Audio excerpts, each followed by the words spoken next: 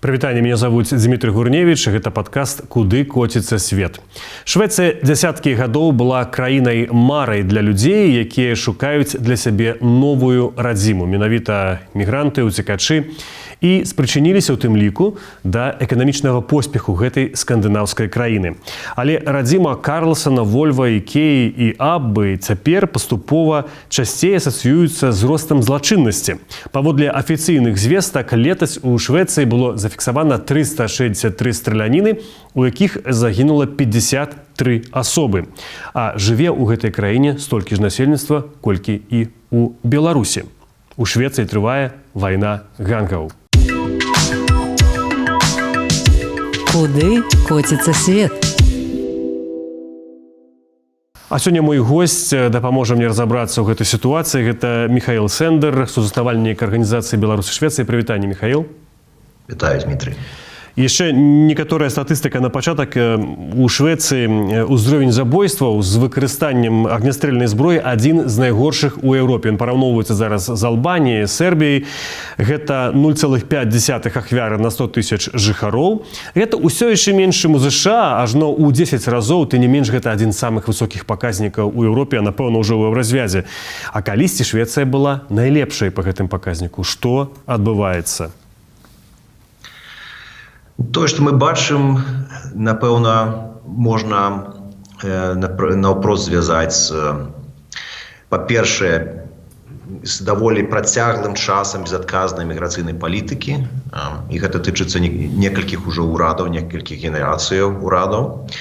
І, па-другое, адсутнасць рэальных механізмаў па інтэграцыі насельніцтва, па інтэграцыі мігрантаў у грамадства. Гэта працягваецца ўжо дзесяткі гадоў, калі Швецыя прымае вельмі шмат мігрантаў і па сутнасці пакідае іх сам-насам з сабой, з астатнім грамадствам. Няма ніякіх сістэмных падыходаў да інтэграцыі людзей у розныя інстытуцыі грамадства, у працоўную дзейнасць.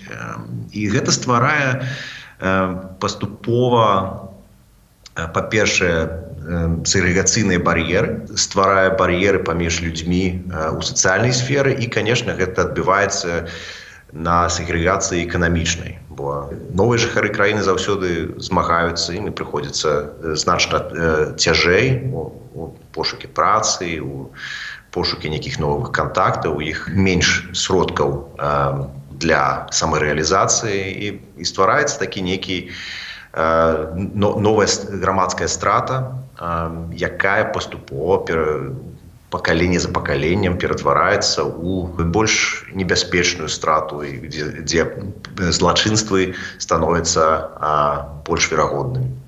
Ну, вось вы сказалі пра прычыну. Зараз у гэтых гангах называецца лічба удзельнікаў там каля 62 тысяч, 14 тысяч гэта тыя, хто непасрэдна прымае удзел, 12 хто ім дапамагае. А рэшта гэта людзі, якія, ну так, пасрэдна дзе-то звязаныя. Гэта часам нават могуць бацькі, якія не звязаныя з самім забойствам. Мы яшчэ вернемся да прычыны, але чым тады займаецца паліцыя? Ну, ўсё ж такі ёсць і войска, паліцыя, спецслужбы. І тут раптам дзесяткі тысяч людзей страляюць адзін аднаго. Я б сказаў, што паліцыя працуе, але мы маем справу з арганізаванай злачыннасцю. І гэта даволі складаная справа. Паглядзіце на Італію, дзе дзесяцігоддзямі ўжо існуюць розныя мафіёзныя групоўкі, і ўсе фактычна ведаюць, хто імі кіруе, хто ў іх ваходзіць нават, дзе гэтыя людзі жывуць, працуюць і гэтак далей. Тым не менш, у прававой дзяржаве змагацца з мафіяй, з арганізаванай злачыннасцю вельмі складана, бо ёсць механізмы па абароне гэтых груповак, ёсць механізмы ціску на сведкаў, на людзей, якія штосьці ведаюць. Ну, мы ж не размаўляем пра краіну кшталту Беларусі. Канешне, ёсць хібы ў дэмакратычных сістэмах, у правовых дзяржавах, дзе ты не можаш проста, як у Беларусі, калі тебе хто не спадабаўся, амап туды накіраваць, усіх збіць, арыштаваць, праз 3 гады разбярэмся, хто там вінаваты, хто не. У дэмакратычнай краіне, на жаль, ну ці не на жаль, гэта ў большасці выпадкаў, канешне, грае на руку грамадству, але ў выпадку змагання з арганізаванай злачыннасцю тут працаваць трэба больш далікатна. І для гэтага патрэбныя вялікія рэсурсы, і іх вельмі працяглы час таксама не хапала. Там, дарэчы, яшчэ важная дэталь, трэба дадаць, што вельмі часта удзельнікамі гэтых гангаў з'яўляюцца не паўнагадовыя, а фактычна нават дзеці. І гінуць таксама дзеці, там, 13-гадовыя, я бачу інфармацыю. Зрэшты, зусім недавно, літаральна месяц таму, загінуў у Стакгольме ад страляніны. Ён паўнагадовы быў выхадзец з Польшчы, але ўжо шведскі грамадзянін. І таксама это было пры ягоным дзіцяці, на вачах дзіцяці бацьку расстралялі. У чым тут прычына, што менавіта дзеці ў гэтым удзельнічаюць? Так, тут ёсць юрыдычная падстава, бо у Швецыі і не толькі ў Швецыі ёсць мінімальны ўзрост крымінальнай адказнасці, ён 15 год, таму калі тебе не споўнілася яшчэ 15 год, ты фактычна тебе немагчыма пасадзіць у турму, калі ты нават кагосьці заб'еш.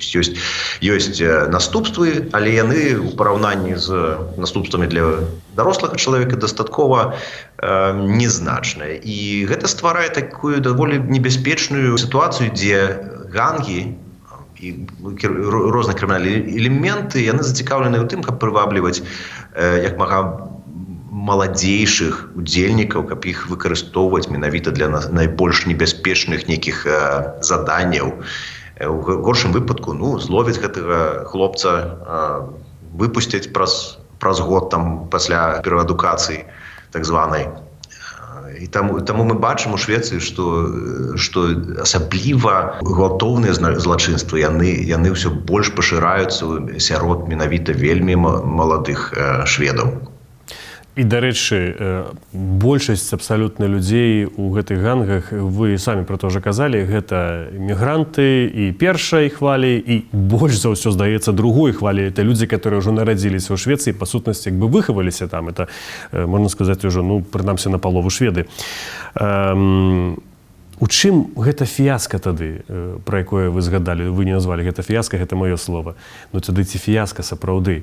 Швецыя іх сама запрашала да сябе? Так, я пагаджуся, што гэта сапраўды фіяска. І гэта фіяска, па-першае, як я ўжо казаў, міграцыйнай і інтэграцыйнай палітыкі. Інтэграцыйнай палітыкай у Швецыі, як я казаў, увогуле амаль што ніколі не было. То есть былі размовы пра тое, што інтэгравацца трэба мігрантаў, але не было ніякіх канкрэтных сістэмаў, якія бы забяспечвалі гэтую інтэграцыю. Але тут, канешне, сувакупнасць фактараў маюць месца. У першую чаргу гэта, канешне, колькасць. Швецыя прымала вельмі шмат мігрантаў. У першую чаргу уцекачоў з усяго свету цягам дзесяцігоддзяў. То была вельмі шчодрая міграцыйная палітыка, нашмат больш шчодрая, чым большасць краінаў Еўропы і свету. Таму колькасць, канешне, мае істотнае значэнне. Інтэграваць сотні тысяч людзей у краіну з 10-мільённым насельніцтвам значна складаней, чым дзесяткі тысяч, ці проста тысяч, калі параўнаць, напрыклад, з краінамі, як Угоршчына, падобнага памеру, але якая даволі мала прымае уцекачоў. І другое, канешне, гэта якасць саміх мігрант таксама мае значэнне. І тут, можа, гэта гучыць трохі цынічна, але бэкграунд людзей таксама вельмі розны. Некаторыя людзі даволі лёгка інтэгруюцца ў грамадства, але калі размова ідзе пра людзей без адукацыі ці з дрэннай адукацыі, якая можа не зусім упісваецца ў патрэбы грамадства, тут усё значна складаней. Да таго ж, трэці фактар – гэта з якіх краінаў, з якіх культураў мы прыймаем людзей, бо ёсць даволі істотная каштоўнасная розніца паміж рознымі культурамі. Камусьці прасцей, так скажем, інтэгравацца ці нават асімілявацца са шведскім грамадствам, бо не мае ніякіх істотных каштоўнасных бар'ераў, але калі ты прыязджаеш з нейкай зусім іншай культуры, напрыклад, вельмі рэлігіёзнай культуры, у вельмі светскую, гэта вельмі істотны бар'ер. І тут ты як бы не хацеў, але гэта вельмі складана пераламіць гэтыя каштоўнасныя бар'еры. Ну і як я ўжо казаў, сама адсутнасць палітыкі інтэграцыі і апошняе гэта таксама фактары, якія, мне здаецца, большасць шведаў не зусім усведамляюць. Гэта фактар самой шведскай культуры. Бо я як іммігрант сам, я прыехаў у Швецыю ў 90-х, і я сам гэта пабачыў. Шведская культура прыгожая ў шмат якім сэнсе.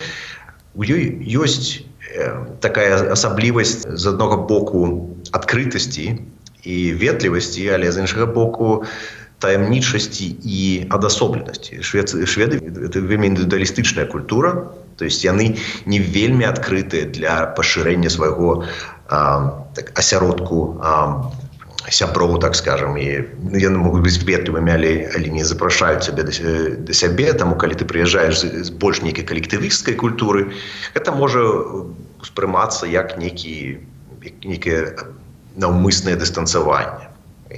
Таму такая культура, яна ускладняе яшчэ больш інтэграцыю новых людзей, бо іх няма кантактаў, яны не ведаюць, як гэтыя кантакты атрымаць. Ніхто простай мовай дзіцячай кажучы, ніхто з імі не хоча сябраваць. Усе проста вітаюцца і кажуць, запрашаем, але да пабачэння і поспехаў вам у інтэграцыі. Михаил, але прабачце, але якая тут розніца, напрыклад, з Нямецчынай, которая прымае такую самую колькасць мігрантаў, як Швецыя? Там я сумнеюся, што такія, скажем, традыцыйныя, прабачце за такі выраз, немцы запрашаюць да сябе дадому там кожны выхадныя туркаў або выхадцаў з Самалі, і яны разам п'юць нямецкае піва. Наўрад ці так адбываецца, але там няма такой страляніны, там увогуле краіна, у прынцыпе, ідэальна спраўляецца з асіміляцыяй. Я б сказаў, што, канешне, я не меў на ўвазе, што все павінны запрашаць на вячэру да хаты уцекачоў. Гэта я больш сімвалічна выражаюся, але я ж нямецкую культуру таксама няблага ведаю. Я, дарэчы, зараз знаходжуся ў Нямецчыне, і тут усё ж такі людзі значна больш адкрытыя для стасункаў, проста нейкіх сяброўскіх стасункаў ці камунікацый, чым Швецыі. Шведы, як і фіны і нарвежцы, вельмі закрытыя грамадства. Гэта можа не заўважна, але это ў паўсядзённым жыцці, як эмігрант, магу сказаць, што гэта ты праз нейкі час разумееш. Я пражыў у Швецыі першыя свае 10 гадоў, мне зусім не завялося ніякіх сталых сяброў. То есть усе сябры, які ў мяне былі яшчэ з Беларусі. Але вы страляць не пашлі нікога? Тут, напэўна, ёсць і шэраг іншых фактараў, які ўплываюць на мае рашэнні. Менавіта, я проста бачу статыстыку, хаця яна дастаткова таямнічая, бо мне падаецца, што ў Швецыі публічна яна не агучваецца так шмат. Я не бачу, напрыклад, індусаў, азіятаў, в'етнамцаў у пераліку тых людзей, якія з'яўляюцца лідарамі або ўдзельнічаюць у тых гангах. Гэта пераважна людзі, выхадцы з Блізкага ўсходу, з Паўночнай Афрыкі, пераважна з мусульманскіх краін. Ці тут ёсць у гэтым некая прычына? Напэўна, ёсць. Культурны фактар, я лічу, даволі вырашальны. І нават калі ўсе астатнія фактары спрыяльныя, калі ты прыязджаеш, нават калі ты не прыязджаеш, калі твае бацькі паходзяць з больш агрэсіўнай культуры, а Швецыя вельмі неагрэсіўная культура. Я б сказаў, што яна адносіцца да адной з найбольш такіх неканфліктных культураў у свеце. Калі твае бацькі, твае сябры паходзяць з больш агрэсіўнай культуры, і ты жывеш у гета, ты знаходзішся заўсёды ў нейкім асяродку людзей з падобнай культуры, чые бацькі ведаюць себя якім чынам. І калі я кажу агрэсіўна, я не маю на ўвазе, што там людзі нейкія злачынствы дапушчаюць ці нават там дзяруцца адзін з адным, а проста гэта больш дамінантнае, напрыклад, паводзінне. Патрыархальнае некае ў нейкім сэнсе. Так, гэта стварае ўсё ж такі, мне здаецца, гэта ўплывае на стварэнне нейкай адасобленай ідэнтычнасці. То есть ты бачыш гэтую розніцу настолькі відавочна, што ты не можаш не адчуваць сабе трохі іншым. І ты бачыш, што вось мы нашы бацькі, яны паходзяць вось адтуль, вось мы сябе вядзем, мы размаўляем вось гэткім чынам, мы размаўляем грамчэй, мы стаім бліжэй адзін да аднаго, мы можам, я цябе магу ударыць па плячы, ты не пакрыўдзішся, бо мы так робім гэта па-сяброўску. Шведы стаяць на дыстанцыі 3 метраў адзін ад аднаго, калі размаўляць з лепшым сябрам. І ў лепшым выпадку памашуць рукой, гэта і зусім іншы падыход. Я просто, прабачце, пераб'ю вас, бачыў не так даўно відэа, спадзяюся, што гэта не фейк, тым больш я спецыялізуюся на антыфейках таксама. Калі падчас цырымоніі ў школе адзін з вучняў, гэта быў, я не ведаю, якім пакаленні, но ў всякім разе гэта, напэўна, быў выхадзец з блізкага ўсходу, ён адмовіўся падаваць руку настаўніцы, которая працягнула яму разам з нейкім дыпломам, і там прост на сцэне адбываўся гэты скандал, таму што, як патлумачылі знаўцы нібыта, гэта жанчына, а ён не збіраецца падаваць жанчыне руку. Ну, гэта шведка працягнула яму руку. Яна яго не адпіхала, і гэта нармальна. Яна там тлумачыла, што ў нашай краіне гэта нармальна, калі жанчына з табой вітаецца на руку. І гэта чалавек, который нарадзіўся, там ходзіць у шведскую школу. Як тады гэта можна пераламаць такое? Бо гэта сапраўды велізарны канфлікт паміж культурамі. Ну так, і гэта не першы, не адзіны выпадак, былі іншыя скандалы. І тут, мне здаецца, мае месца рэлігійная асаблівасць. То есть гэта ўжо не столькі сама культура, колькі гэта напэўна, быў даволі рэлігійны чалавек. І каноны іслама, наколькі я ведаю, забараняюць фізічны контакт паміж супругамі, так скажам. І таму вернікі, для іх гэта сапраўды праблемы. А ці павінна Швецыя шанаваць тады гэта? Ну, калі, умоўна кажучы, гэта грамадзянін Швецыі, у яго на свой погляд, а ён не збіраецца падаваць руку, напрыклад. Ну, ён хіба што мае права па законе, не? Таму што чаму вы мяне прымушаеце падаваць руку? Ну, так. І што зрабіць, калі у нас ёсць людзі, якія вераць у Бога вельмі моцна, і у іх нейкія абычаі, тады вось атрымліваюцца такія інцыдэнты, і мы гэта бачым. Я не лічу, што канкрэтна гэта трэба разглядаць як нейкую нагоду для пашырэння гвалту ці гангстарскай культуры, гэта хутчэй асаблівасці светскай і канфлікту светскай і рэлігійнай культуры любога грамадства. Просто яно так, можа, не так выразна выглядае сярод хрысціянаў, напрыклад. Але я б сказаў, што гвалт і вось гэтае пашырэнне гангаў, тут менавіта фактар агрэсіі, ідэнтычнасці і асацыяцыі сабе з нейкімі культурнымі выразамі. Ёсць культ гангстера, ёсць такі феномен, які шмат якія... У музыцы, у фільме, я ведаю, што гэта часам групоўкі, менавіта культам сабе робіць гэту культуру. Ну так, вось ёсць хіп-хоп музыка, і яна па сутнасці усабляе сабой гэты культ гангстера. Больш за тое, шведскі хіп-хоп, напрыклад, вялікая доля хіп-хоп выканаўцаў шведаў самі з'яўляюцца удзельнікамі розных крымінальных груповак. І іх музыка, яна таксама звязана, там закладзены нейкі месседж, напрыклад, іх нейкім канкурэнтам ці ворагам. І слухаючы гэтую музыку, конечно, лёгка ўцягнуцца ў гэты асяродак. Асабліва, калі ты жывеш у нейкай мясцовасці, дзе гэтыя гангі актыўна дзейнічаюць. Ты ведаеш людзей, якія ў іх удзельнічаюць і гэтак далей. Это адбываецца. І тут я лічу, што рэлігійны фактар, ён наўпрост можа нават і не ўплывае. Можа тут трохі ісламізму нават і дапамагло б іх уратаваць ад гэтага, бо гэта не зусім розныя феномены. Вы, дарэчы, мы, дарэчы, гаворым у тым ліку і пра фейкі, і іх вельмі шмат вакол Швецыі, вакол гэтых падзеяў з'яўляецца не толькі ў постсавецкіх краінах, дзе любяць паказаць, як страшна ўсё ў Еўропе, трошкі перакруціць. у тым ліку правыя медыі выкарыстоўваюць сітуацыю ў Швецыі дзеля сябе. І вельмі часта гучыць абвінавачванне, што ўжо ў шведскіх гарадах, напрыклад, гаворыцца пра Мальмэ, бо это такі цэнтр фактычна гангаў, ёсць цэлыя зоны шарыяту, дзе людзі жывуць па мусульманскіх законах, куды баіцца ехаць паліцыя. Ці праўда гэта? Я, дарэчы, быў у Мальмэ, правда, ўжо 10 гадоў таму, і чамусьці гэтага сам не заўважыў. Магчыма, за 10 год змянілася. Ну, я таксама даўно не быў у Мальмэ, але я ўпэўнены, што гэта даволі істотнае перабольшванне.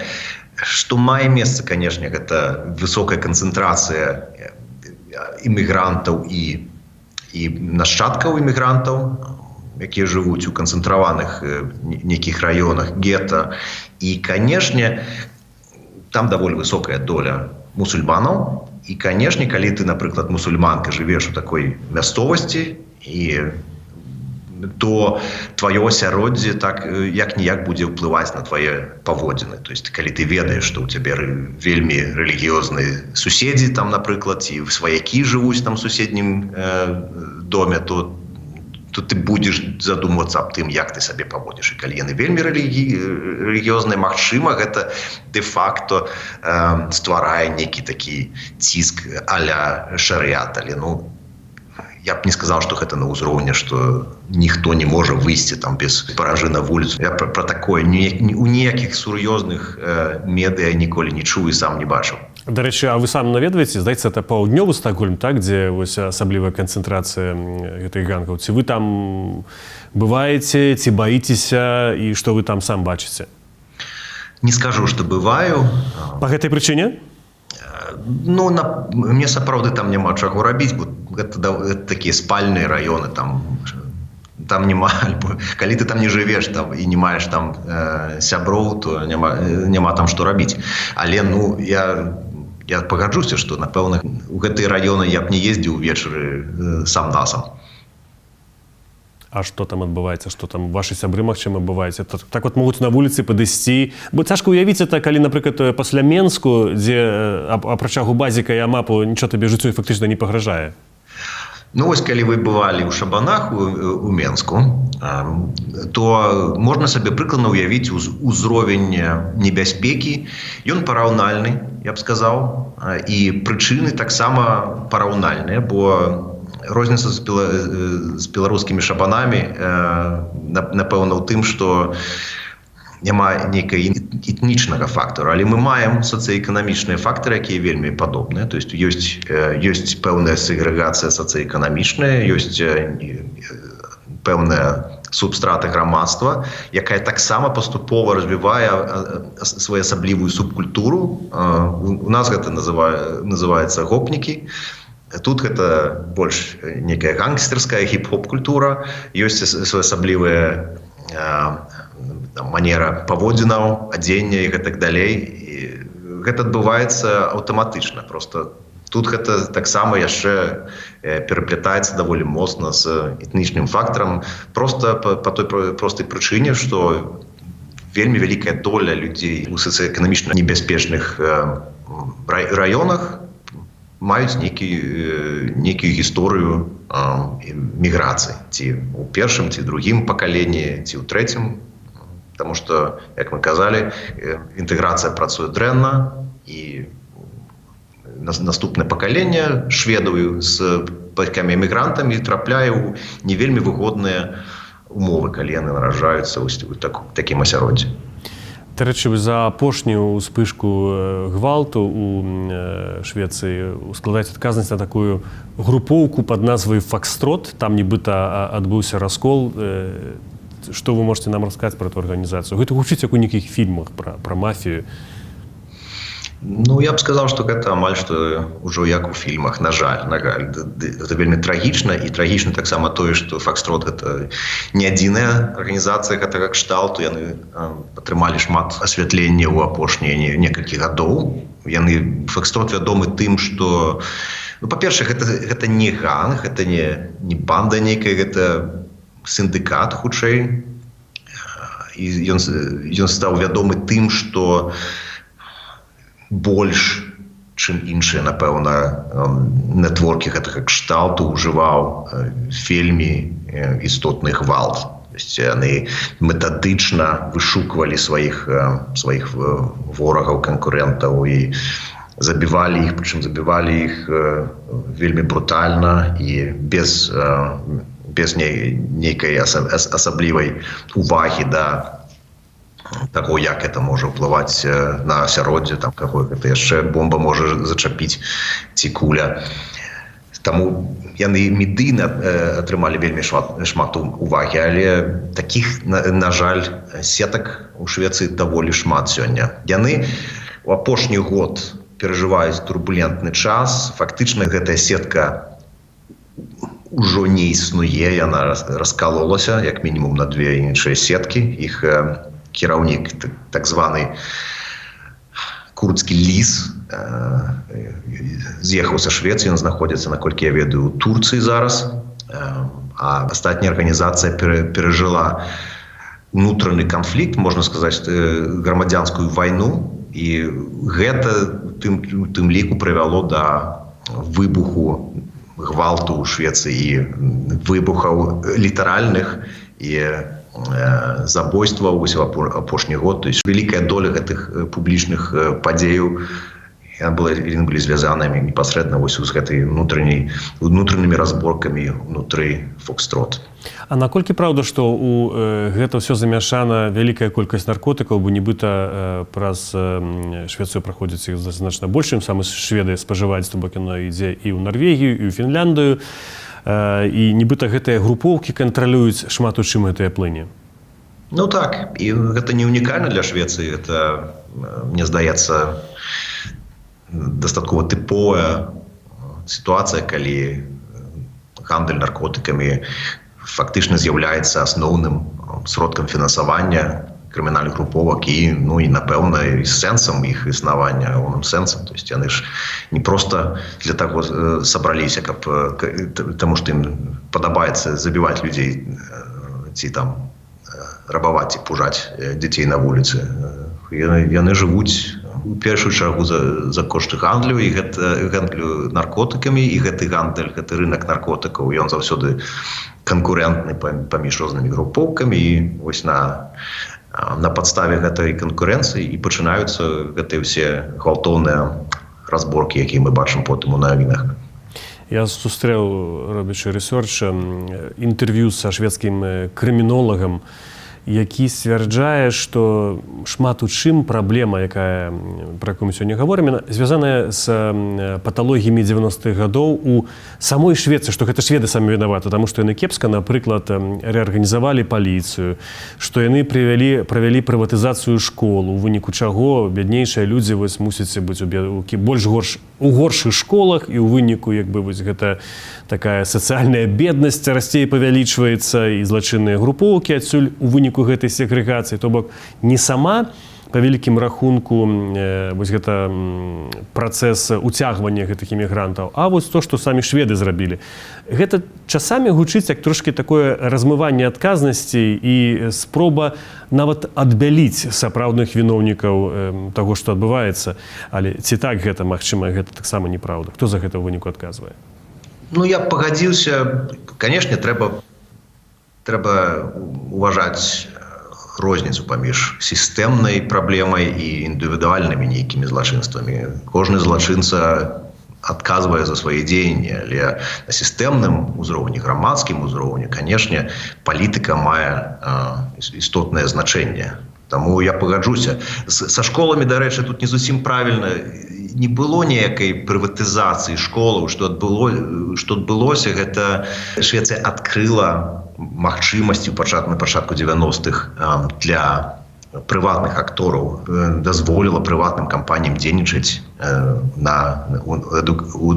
адукацыйнай сферы, адкрываць, адчыняць школы, і дазволіла бацькам выбіраць школу, і вучням выбіраць школу незалежнасці ад таго, дзе яны жывуць. Раней ты проста цябе прыпісвалі да найбліжэйшай школы. І гэта парадаксальная на самой справе сітуацыя, бо лагічна вынік з гэтага павінен быць добры для інтэграцыі, бо калі ты жывеш у нейкім гетта, то у цябе з'явілася на пачатку 90-х нечакана магчымасць выбраць школу дзесьці ў больш прывабным месцы, але фактычна адбылося наадварот. Людзі, якія жылі ў гета, і шмат з гэтых людзей гэта людзі, якія толькі нядаўна перасяліліся ў Швецыю, яны не можа, таму што шмат хто з іх не зусім разумеў, як сістэма працуе, бо ці не паспявалі яны там у чаргу стаць у нейкую папулярную школу, яны якраз траплялі ў бліжэйшы. І, напэўна, не ўсе разумелі, у чым праблема ўвогуле. Трэба пажыць яшчэ ў гэтай краіне, каб зразумець, якія тут праблемы. І гэта, дарэчы, вяртаючыся да пытання інтэграцыі, сістэма інтэграцыі, гэта тое, што ніхто мігрантам ніколі не тлумачыць. Калі вы хочаце, каб вашы дзеці выраслі паспяховымі грамадзянамі, то трэба падумаць пра тое, куды яны у дзіцячы садок пойдуць, якую школу іх трэба запісаць, што трэба ў чаргу стаць, што трэба там адно, трое, трэцяе, які тып адукацыі, як іх трэба рыхтаваць, гэта ніхто не тлумачыць. Але так, як рэзультат, мы атрымалі сістэму, якая спрыяе сегрэгацыі яшчэ больш, чым раней. Вось вы кажаце пра гэтыя праблемы, мы пагадзіліся, што гэта ў пэўным сэнсе фіяска гэтай палітыкі. Але па вялікім рахунку, што кепскага не так зрабілі шведы? Яны, канешне, патрабавалі там у 70-е годы гэтых новых працаўнікоў, рабочую сілу. Яны запрашалі самі, іх давалі, адкрывалі працоўны рынак для іх. Яны адкрывалі шведскія школы, яны плацяць дапамогу і па беспрацоўі, калі ты зарэгістраваны, калі твоё дзіця ходзіць у школу. І што шведы? Яны што, не павінны былі рассяляць іх проста па шведскіх вёсках, у тыя чырвоныя домікі пад шведскім сцягам? Што можна было зрабіць лепш, інакш? Тут і ваша думка цікава, і то, што ў самой грамадскай думцы Швецыі пануе зараз на гэты конт. Што зроблена было не так? Пануе, я б сказаў, то і гэта, я тут, напэўна, з грамадскай думкай асноўнай пагажуся, што прынялі занадта много людзей, больш, чым сістэма была б здольная перапрацаваць, так скажем, і інтэграваць. То есть тут ніхто не ўлічваў магчымасці грамадства, увогуле яго здольнасць у сабе інтэграваць гэткую колькасць людзей, якія, па-першае, большасць з іх прыехалі з вельмі іншых каштоўнасна культураў, і па-другое, большасць з іх былі уцекачамі. Бо калі вы кажаце пра працоўную міграцыю, тут праблем значна менш. Чалавек прыязджае, каб працаваць, у яго ўжо ёсць праца, ёсць прыбытак, ён ужо інтэграваны эканамічна у грамадства, яму трэба толькі там мову вывучыць, нейкія там стасункі умацаваць, але сур'ёзных падставаў для праблемаў у гэтых людзей не было. Праблемы пачаліся больш істотныя, калі прыязджалі людзі, якіх нічога не было, яны проста беглі ад вайны, там ад некага іншага. Михаіл, яны ўсё ж такі выбіралі Швецыю, таму што гэта вельмі заможная краіна, дзе вельмі лёгка можна камфортнае сабе жыццё ўсталяваць, у тым ліку дзякуючы разумнай сацыяльнай палітыцы Швецыі, усім багаццям, якія яны раздаюць, бо ад вайны можна было ўцячы ўжо ў Турцыі, калі хтось уцякае з Сірыі. Конечно, и тут по-перше, так, вы маете рацию, что это громадство довольно прывабное экономично, умовы вельмі добрые, и политика была вельмі спрыяльная для эмиграции. То есть было просто сюда приехать. Люди приезжали праз Германию, праз Данию, і пасяляліся ў Швецыі, бо ў Даніі і Германіі ім было б складаней. Проста праблема ты, магчыма, што гэтыя людзі самі не хацелі. Я ведаю, што гучыць часам это цынічна, я таксама эмігрант, і гучыць і цынічна, і, магчыма, дзесьці злобна, можна сказаць. Але калі ты прыязджаеш у іншую краіну, ты становішся перад праўдай, што ты павінен вывучыць гэту мову, паважаць эту народу, гэту культуру, законы ў гэтай дзяржаве, бо ты туды прыехаў. А гэтыя людзі вельмі часта гэта не робяць. Што тады, садзіць іх у самалёт і адпраўляць назад, ці як рабіць? Ёсць і такое меркаванне ў некаторых, што трэба было гэта рабіць. Немцы так робяць, дарэчы. Не так масава, але яны адпраўляюць назад. Даплачваюць грошы невялікай, там, 1000 еўра ці колькі, і, калі ласка, вось вам, едце. Ёсць такі падыход, і, напэўна, гэта можа дапамагчы ў нейкім сэнсе, але я б сказаў, што для тых праблемаў, якія ёсць у Швецыі сёння, гэта ўжо трохі запозна. Вось гэтая гвалтоўная злачыннасць, яна распаўсюджана ў першую чаргу у другой генерацыі эмігрантаў, то есть ужо не сярод эмігрантаў, а сярод дзяцей эмігрантаў, якія з'яўляюцца шведскімі грамадзянамі, іх уже не пасадзіш ні на які самалёт нікуды, бо куды іх саджаць. Яны тут нарадзіліся, тут усё жыццё жылі. Але я ўсё ж таки хочу дадаць, што так, адказнасць індывідуальнага мігранта, конечно, ніхто не можа адняць. Ты сам адказны за сваё жыццё, і калі і можна разважаць філасофскі пра тое, што ёсць нейкае там павінна этычна, маральна у людзей быць пачуванне адказнасці і ўдзячнасці за тое, што ім далі вось такую магчымасць пажыць у нармальнай краіне. Але пры гэтым праблема і, я скажу, віна шведскага грамадства і некалькіх пакаленняў урадаў у тым, што яны не ўсвядомілі, што не ўсе людзі маюць вось гэты маральны компас. Это ж даволі наіўны падыход чакаць, што вось да цябе прыехалі 300 тысяч уцекачоў, і ўсе яны вось самага высокага стандарту маральных якасцяў, яны ўсе будуць спрабаваць зрабіць ўсё, каб ты імі быў задаволены.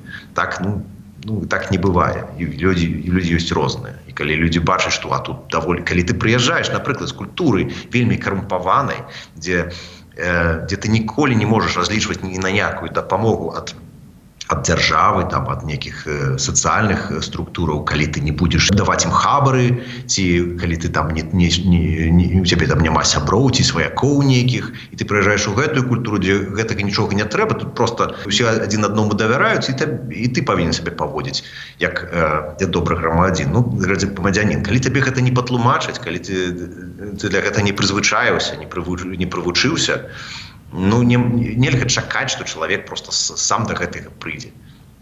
Дарэчы, пасля 15-го года ў Швецыі вельмі моцна пачала мяняцца гэта міграцыйная палітыка, па сутнасці на 180 градусаў. Зараз яна прымае самыя жорсткія законы ў Еўропе на гэты конт, і беларусы ўжо гэта могуць адчуць на сваёй скуры, таму што беларусам адмаўляюць у палітычным прытулку, кажуць, што у вас все нормальна, можете вяртацца дадому у Губазік і Амап. Але пытанне, ці гэта палітыка дае плён, новая, жорсткая? Як я казаў, я думаю, што ўжо трохі запозна прымаць жорсткія меры. Так, яны патрэбныя, бо можа быць яшчэ горш.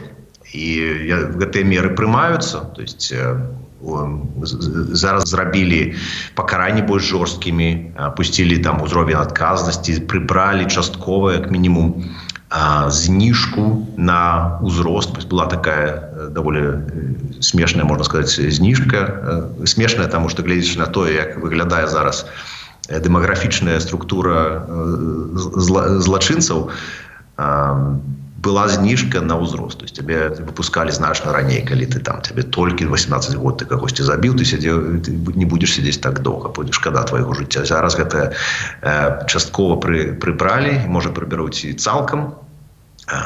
Дазволілі зараз вось сённяшняга дня паліцыі рабіць, абшукваць людзей без падставы, канкрэтнай падставы, падазрэння ў злачынстве.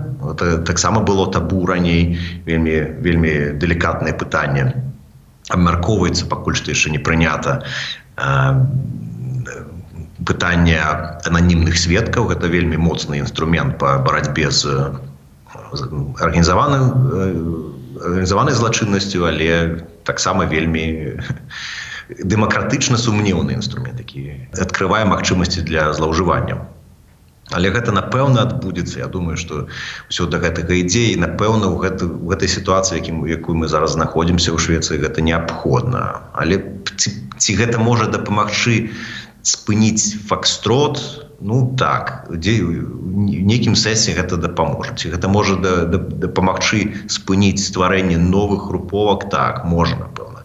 Ці гэта вырашыць пытанне структурнай сегрэгацыі, той факт, што ёсць велізарная частка грамадства, якая жыве у паралельнай нейкай сістэме каштоўнасцяў, якія дыктуюцца ўжо не нейкай там шведскай культуры ці там культуры проста грамадзянскай годнасці, а хутчэй нейкімі крымінальнымі аўтарытэтамі і хіп-хоп музыкай, гэта, я думаю, што на ўзроўні заканадаўства вельмі складана спыніць. Дарэчы, а якія самыя радыкальныя прапановы вырашыць гэтае пытанне? Я разумею, што зараз вялікую сатысфакцыю могуць мець шведскія дэмакраты, радыкальна правая сіла, которая заўсёды гаварыла пра небяспеку такога вялікага потоку імігрантаў. Што яны прапануюць таксама? Ну, так, яны прапануюць даволі радыкальныя рэчы, кшталту сажаць на самалёт, як вы казалі, Дмітрый, і адбіраць грамадзянства ў людзей, якія парушаюць закон. Некія робяць там асабліва гвалтоўныя зладзеянні, за гэта трэба іх высылаць са Швецыі. Але, ну, як я кажу, гучыць для, можа, не вельмі асведамлёнага выбаршчыка даволі няблага, але факт застаецца фактам, што большасць гэтых злачынстваў робіцца шведамі, легальна шведамі, шведскімі грамадзянамі, якія ў Швецыі нарадзіліся, і куды ты іх адправіш? Якая краіна іх прыме? Хто хоча гангстераў прымаць на сябе, калі яны там не нарадзіліся, у іх там няма грамадзянства? Гэта смешна. Гэта просто папулізм. Два кароткія пытанні напрыканцы. Скажыце, а што вы сам бачыце самым эфектыўным спосабам, самай паспяховай спробай вось гэта ўсё вырашыць? Ой, гэта вельмі складанае пытанне. Тое, што робіцца правільна, трэба гэта рабіць хутчэй. То есть трэба прымаць даволі моцныя захады па барацьбе з арганізаванай злачыннасцю. Ананімныя сведкі, я лічу, што гэта вельмі істотна. Трэба спрашчаць маніторынг, то есть магчымасці выслушвання тэлефонных размоваў, перапісак і гэтак далей. На жаль, гэта дрэнна для грамадства цалкам, але ў гэтай сітуацыі, я думаю, што, на жаль, гэта ў Швецыі неабходна. Ну і трэба прыпыняць, мінімізаваць міграцыю з небяспечных краінаў, і што таксама ўжо робіцца. Ну і трэцяе, напэўна, самае галоўнае, гэта павінна быць сістэма па інтэграцыі, павінна быць разуменне, павінен быць нейкі месседж, які грамадства можа данесці, і уладныя установы могуць данесці канкрэтна да новых шведаў, так скажем, да новых грамадзянаў, чаго ад іх грамадства чакае, што ад іх патрабуецца. І апошняе маё пытанне, а што будзе са Швецыяй, калі яна крытычна прыпыніць плынь гэтых імігрантаў, шмат хто з якіх едзе туды працаваць? Бо тут трэба нагадаць, што ў Швецыі вельмі невялікая нараджальнасць, а калі быць шчырым, то вельмі малая. І калі гэта нараджальнасць дзесьці ёсць, то менавіта вельмі часта, дзякуючы тым людзям, которые прыехалі ў Швецыю ў якасці імігрантаў, проста не будзе каму працаваць. І гэта праблема не толькі Швецыі. Мы это па Беларусі ведаем, нават Лукашенко загаварыў пра гэта ўжо, што няма каму працаваць. Ну так, вы маеце рацыю. І зноў жа, міграцыя сама па сабе гэта не праблема, калі гэта правільная міграцыя. Калі людзі прыязджаюць працаваць, з імі турбота будзе значна менш. Можа, я неправільна выразіў, калі я сказаў, што трэба абмежаваць міграцыю з пэўных краінаў. Небяспечных, вы сказалі, так. Справа не сокі ў краінах, колькі, напэўна, у прычынах міграцыі. То есть у Швецыі няма зараз магчымасці інтэграваць больш уцекачоў. То есть, на жаль, прынялі ўжо 10 разоў больш, чым маглі пераварыць, груба кажучы. Таму міграцыю трэба абмяжоўваць да трудовой міграцыі, да прыкладу. Тут я не бачу ніякай праблемы. І самае кароткае пытанне апошняе, а у самога у вас не было думкі, напрыклад, з'ехаць са Швецыі, вот все так страшна адбываецца. Бо гэта часта, калі мы глядзім на рыторыку, вось нават СМІ у там амерыканскіх некаторых, яны ствараюць уражанне, што ў іх там канец свету адбываецца на мяжы грамадзянскай вайны, і мігранты некаторыя, вот трэба ўцякаць ужо адтуль, або там трэба ўцякаць з Вялікай Брытаніі, вы пасля Брэксіта там жах, што творыцца. Вот у вас такое пра Швецыю. Не, і, канешне, гэта, напэўна, таксама у нейкім сэнсе адлюстравання сегрегацыі, тым, што калі ты не жывеш у нейкіх вось асяроддзях, пра якія мы кажам, праблемных, скажам так, то нічога гэтага ў паўсядзённым жыцці чалавек не бачыць. Гэта сегрегацыя вельмі моцна. Ты можаш жыць усё жыццё, ніколі не пабачыць ніякіх праяваў такого кшталту паводзінаў, бо ты просто не ездзіш у гэтыя месцы.